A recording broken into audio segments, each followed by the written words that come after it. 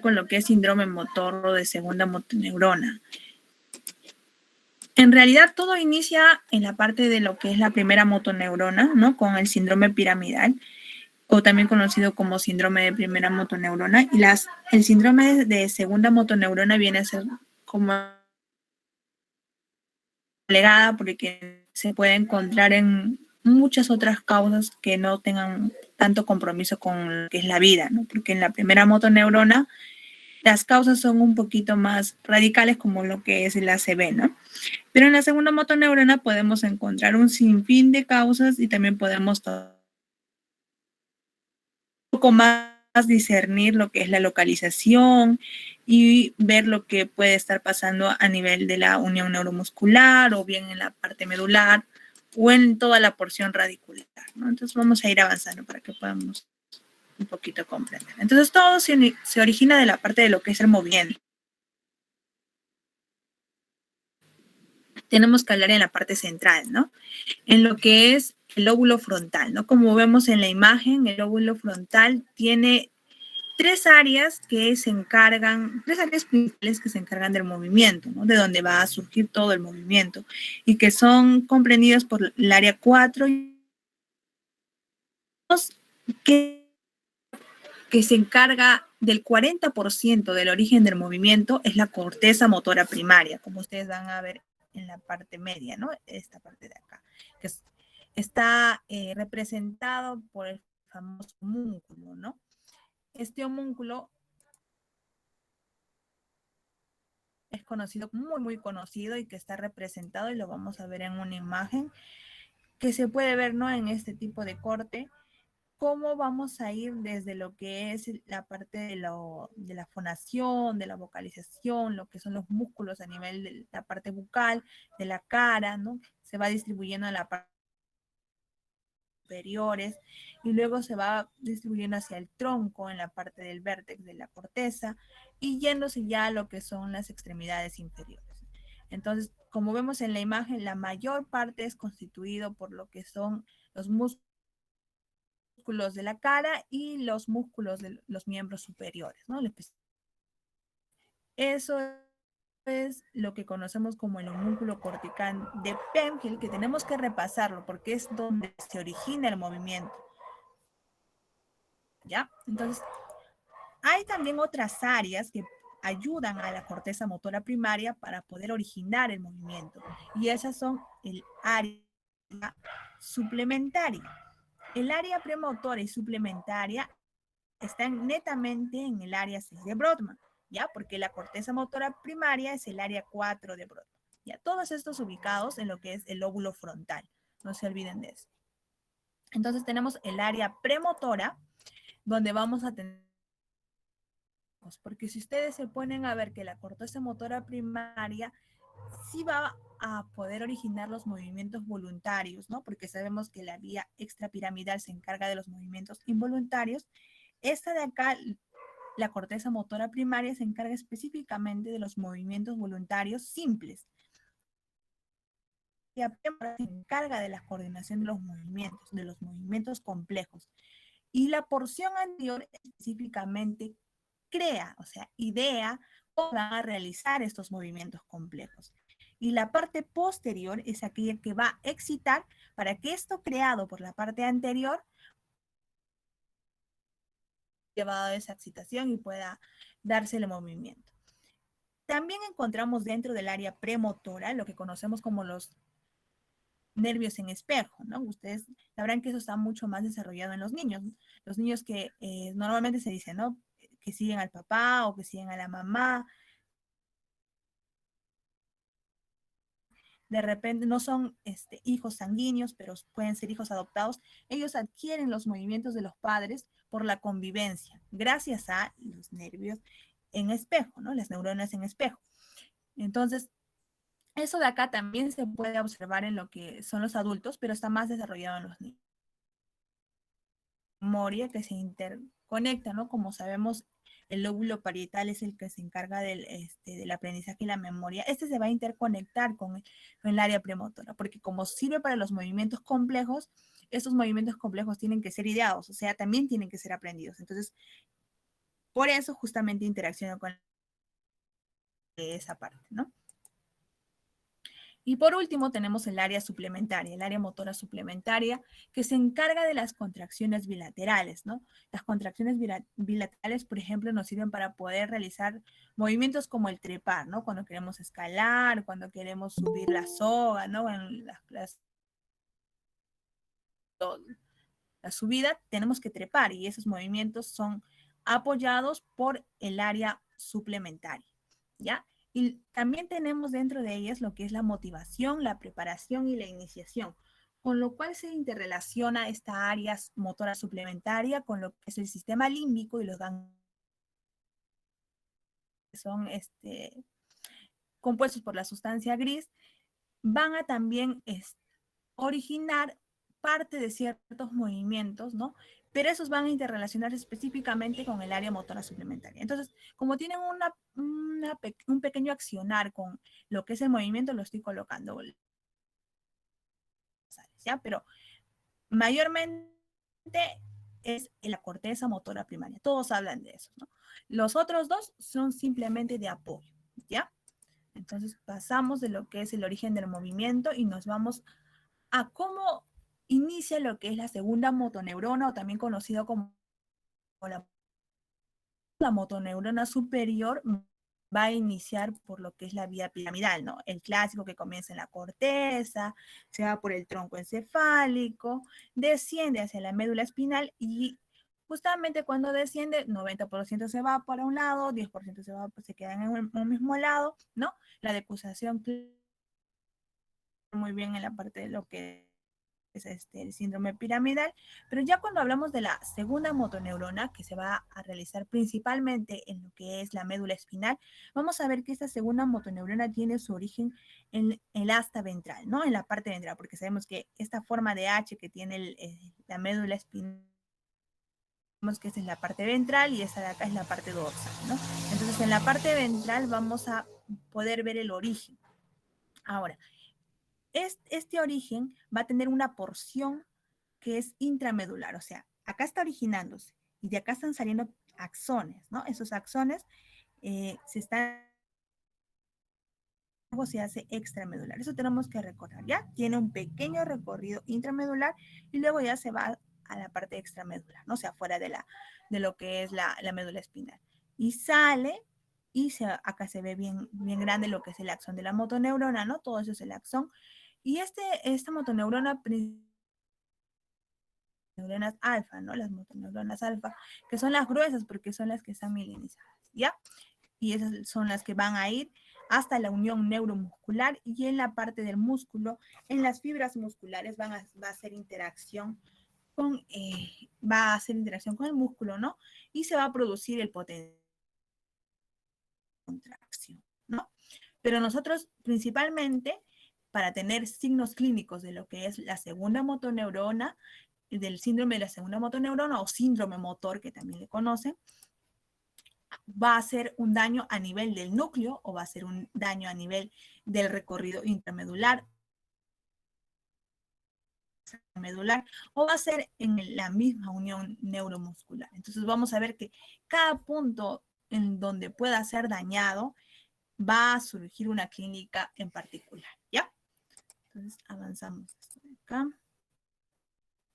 Entonces es importante recordar, ¿no? Nosotros sabemos que para que se dé el impulso nervioso tiene que haber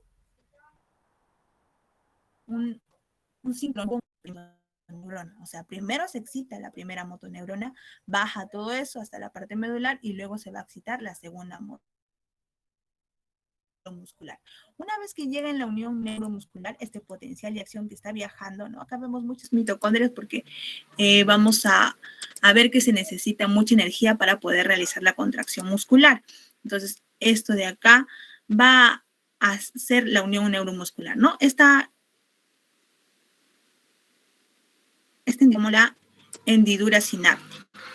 Y las chiquititas de acá son las hendiduras subneurales, ¿no?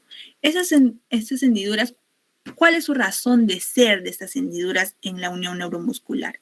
Y es que tienen que ampliar la superficie de contacto.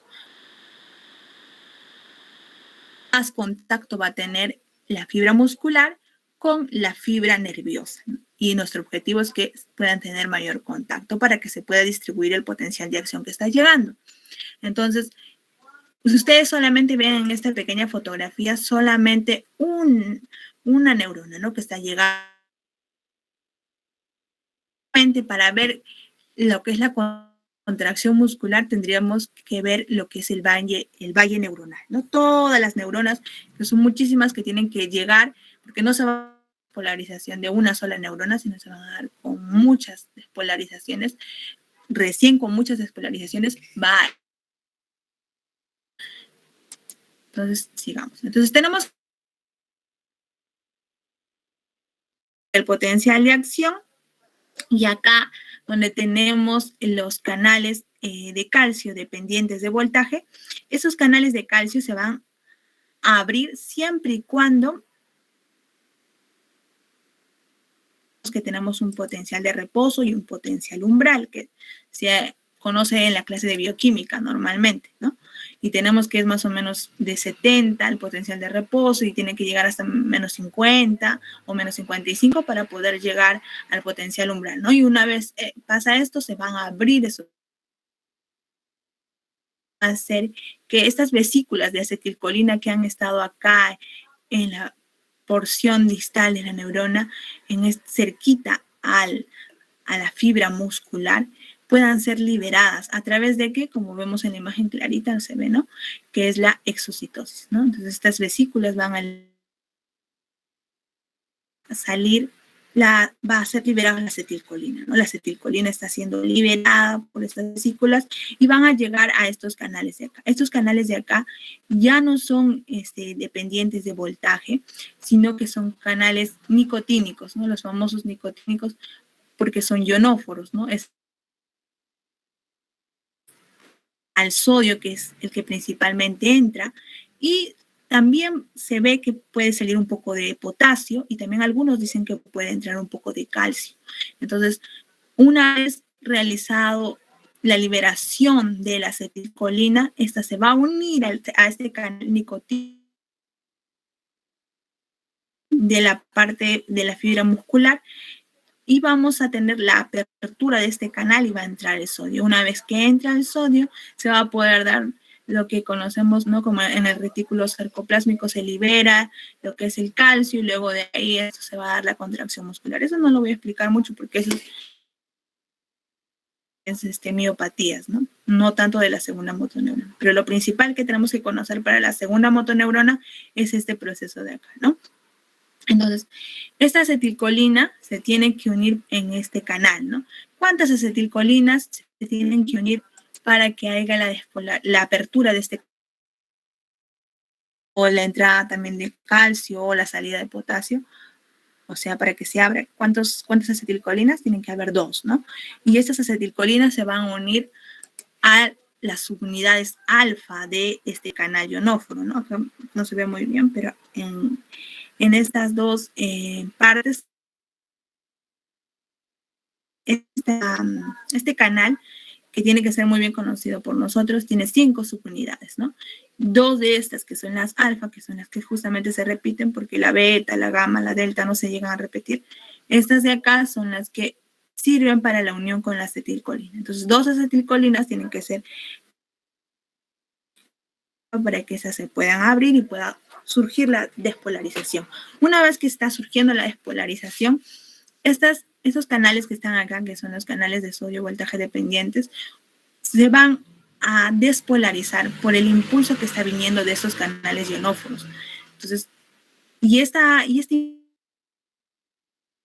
en los dos sentidos, ¿no? Es bilateral lo que es la despolarización, ¿no? El impulso se va de manera bilateral. Y también estos canales se abren y también participan para poder realizar la contracción muscular, ¿no? Para que haya más despolarización.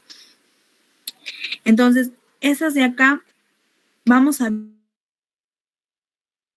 aproximadamente, vamos a encontrar de 125 vesículas que se liberan por cada despolarización, ¿no? Por cada impulso nervioso que llega a estos canales de calcio, se liberan más o menos 125, 130 vesículas de acetilcolina. 10.000 unidades de acetilcolina. Y entonces son bastantes, pero es que también hay bastantes canales que necesitan ser abiertos y que necesitan que lleven el impulso nervioso a los otros canales de sodio que son voltaje dependientes. Entonces, esa acetilcolina, como sabemos, esa permanentemente en la hendidura, porque si se quedara permanentemente en la hendidura tendríamos calambres muy continuos y tendríamos una contracción muscular permanente, ¿no? Entonces tiene que ser degradada. ¿Y por quién es degradada? Por la acetilcolinesterasa, ¿no? La acetilcolinesterasa la va a degradar en colina y acetil va a reabsorber, va a ser reutilizada, ¿no? Por otro canal va a entrar y el otro ya va a ser degradado, ¿no? Y es así el ciclo. Por eso se tiene que regular, ¿no? Ustedes van a ver que en fármaco también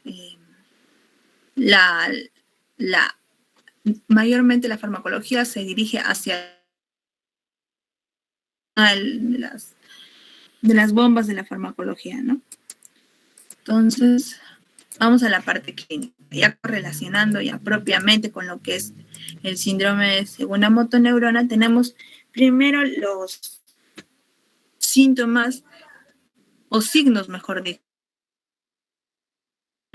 o la aplejía o la paresia. Pero la parálisis, la aplejía y la paresia también lo podemos encontrar dentro del síndrome de piramidal o del síndrome de primera motoneurona, ¿no? ¿Y cómo lo diferenciamos? ¿Cuál es la forma de diferenciar que sea una paresia o una parálisis de motoneurona o de segunda motoneurona? ¿Alguien tiene idea?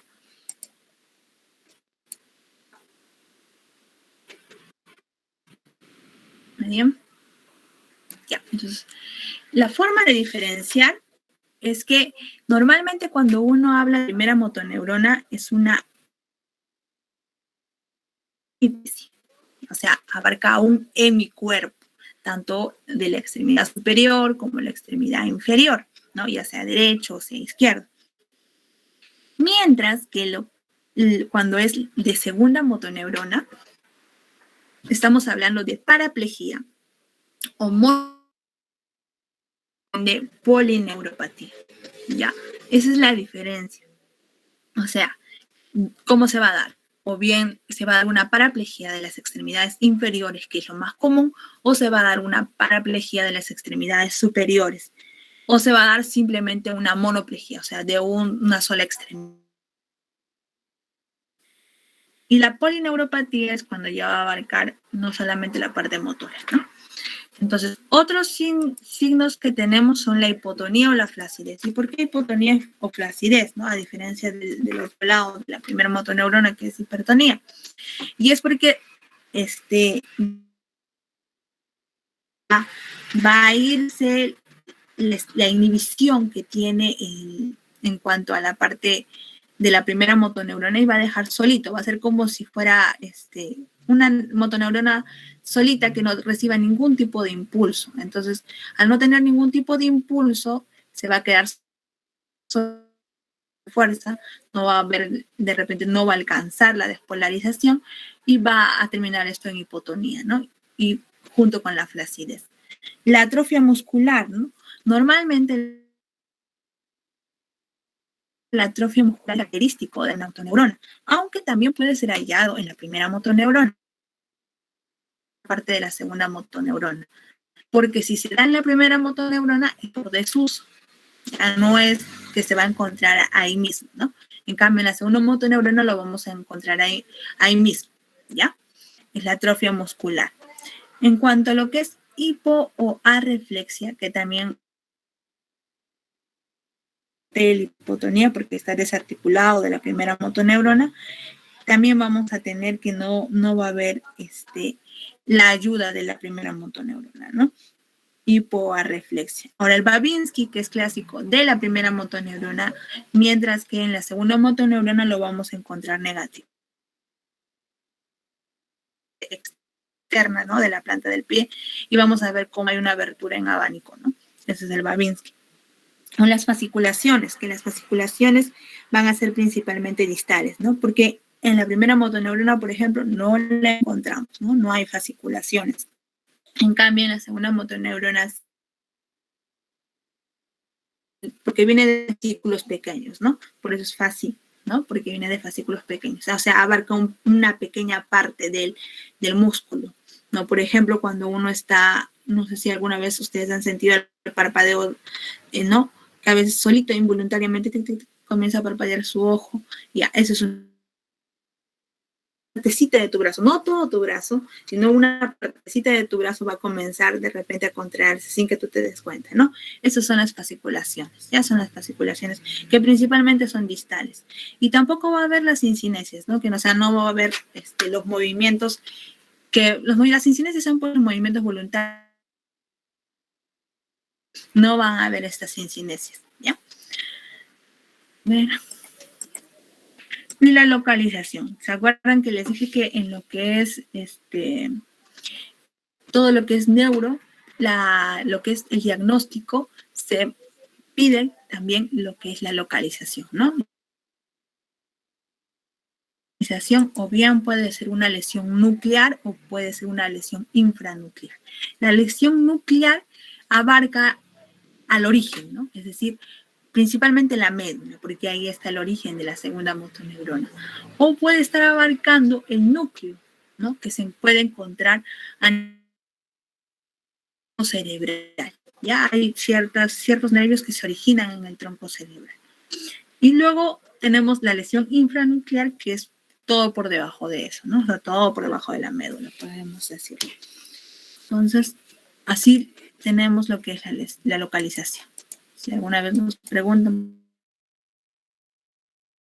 qué es netamente lo que es los síntomas o los signos, perdón, de déficit, que son las paresias, las parálisis o las plejías. La monoplejía principalmente se da en una clasificación que puede ser o bien lesión o puede ser una localización neurítica o que también conocida como radicular, ¿no? En la localización medular, ¿dónde se va a dar la lesión? Principalmente en lo que es el asta anterior, ¿no? Vamos a retroceder un poquito. Entonces acá.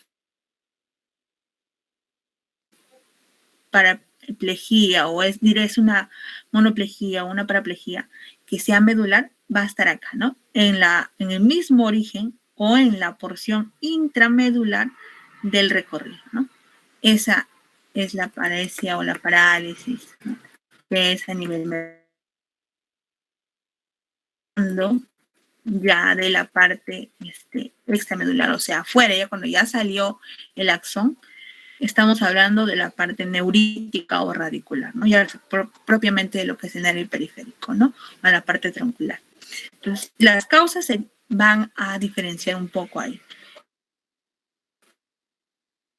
Polimielitis, la mielitis transversa o algún tipo de traumatismo que haya habido, una sección medular, ¿no? Una fractura de columna, ¿no? A nivel de ahí vamos a tener que esta es de inicio rápido, mientras que en el otro lado hay causas como lo que son los tumores, los traumatismos, que se van más para lo que es el lado de polineuropatía, ¿no? A partir de acá, esta la diabetes y el Guillain-Barré son más polineuropatía. Y estas suelen ser de inicio lento, ¿no? En este se diferencia, ¿no? Este va a ser de un momento a otro, rapidito, este va a ser progresivo, lentamente va a ir avanzando. Ahora, los esfinterianos, a diferencia del otro lado que no hay trastornos esfinterianos. Es decir, por ejemplo, viene un paciente con fractura de columna o una sección medular a nivel completa, ¿no? Vamos a tener que ponerle sí o sí una sonda vesical. ¿Por qué una sonda vesical? Porque puede estar dañada.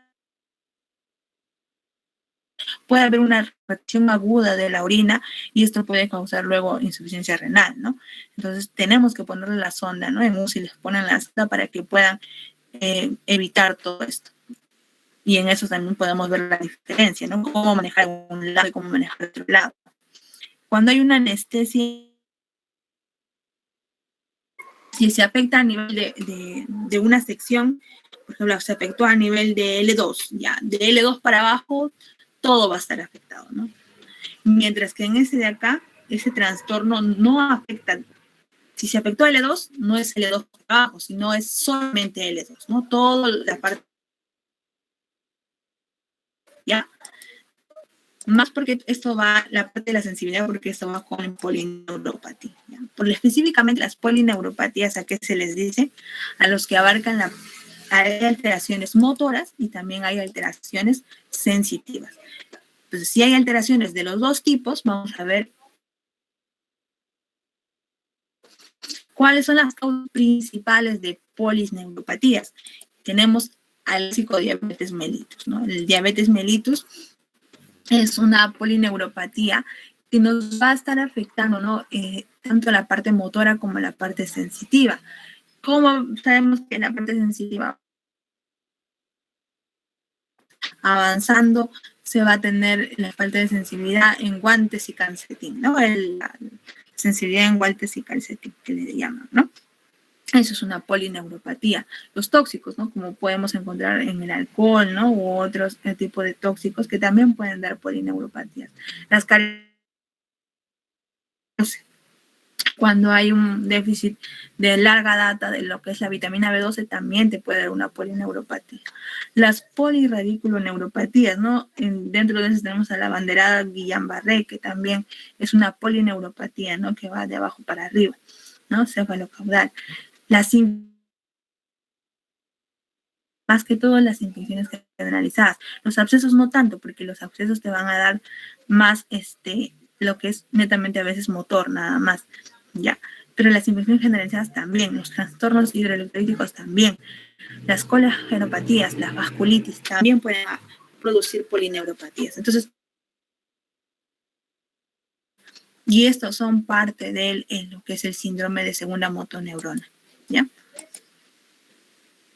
Entonces, ya para ir terminando la parte de la motilidad activa voluntaria, la fuerza muscular, la motilidad pasiva, el tono y el trofismo y la excitabilidad refleja de los músculos, que también tenemos que,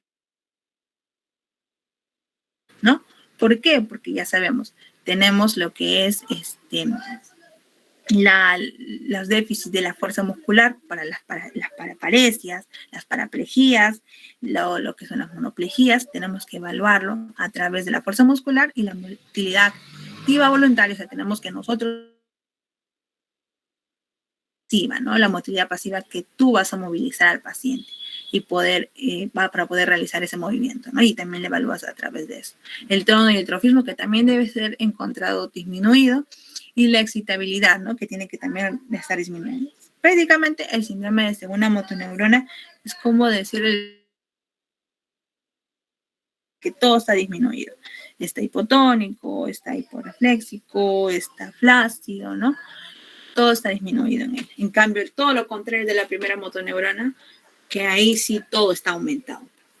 Hasta el Babinski y la sinesia son todos negativos, ¿no? La única que es positiva ahí son las fasciculaciones.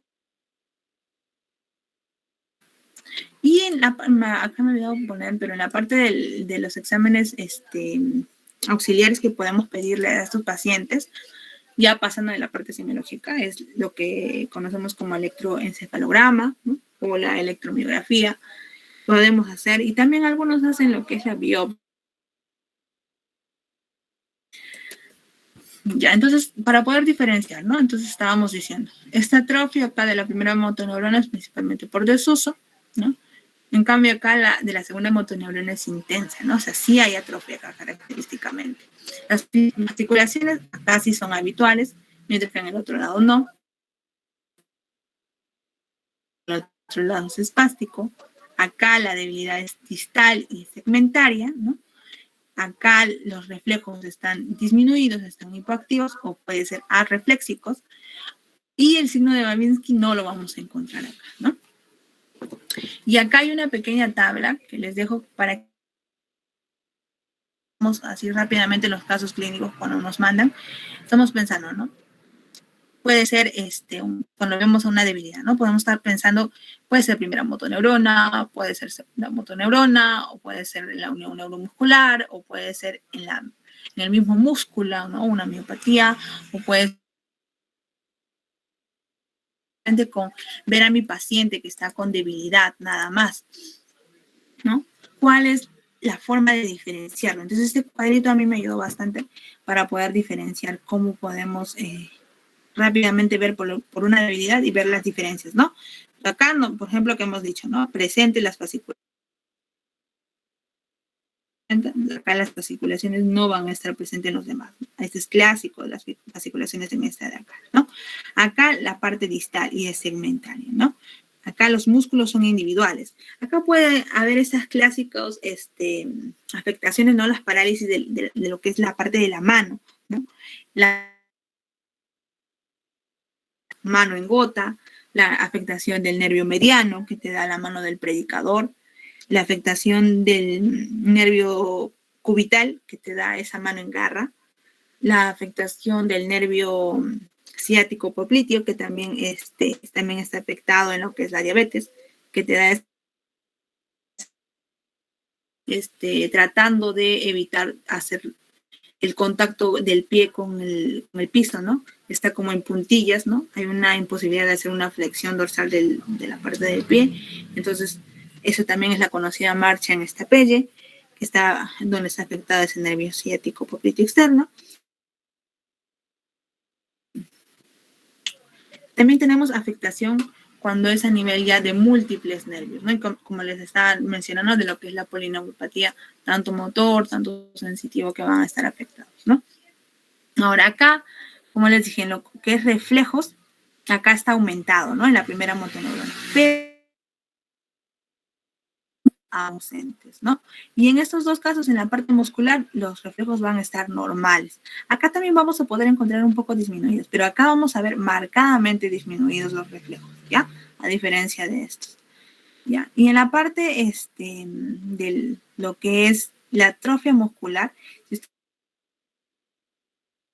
una motoneurona es severa, vamos a ver una flacidez, ¿ya? No es como en los otros, ¿no? Acá es leve, moderada, tardía, ¿ya? No es tan severa como en los demás. Y acá no va a haber afección simplemente, ¿ya? Acá es severa la atrofia, o sea, vamos a ver un músculo bien flácido realmente. Casi no tiene tono. ¿Ya? Lo que les estaba mencionando, la polineuropatía en la diabetes, ¿no? La bandera de esta segunda motoneurona en la parte de la polineuropatía, ¿no? Acá también pueden estar tumores, ¿no? Afección de tumores como para que sea una monoplejía puede ser, por ejemplo, un tumor de Pancoas, ¿no? Que dice, podemos encontrar, ¿no? Por ejemplo, si el tumor está localizado a nivel del vértice izquierdo del pulmón, podemos ver que va a haber una monoplejía a nivel de la extremidad superior, ¿no? Del mismo lado izquierdo, ¿no? O de repente, podemos de esa manera, ¿no? Entonces, tenemos que ver de acuerdo a la clínica del paciente, ¿ya? Y esta de acá, ¿no? Que puede estar, podemos encontrar la esclerosis lateral amiotrófica, ¿no? Que es un poquito más rara, más vamos a ver estos de acá, pero también se puede pensar, ¿no? Pues también tiene unas características clásicas. Bueno, eso sería todo, chicos. Entonces, en cuanto al síndrome de segunda motoneurona, no he querido unirlo con lo que son los pares craneales porque es bastante las pares craneales, ¿ya? Entonces, yo quería hacer un solo tema de los pares craneales, y ya lo veremos el día miércoles. ¿Alguna pregunta?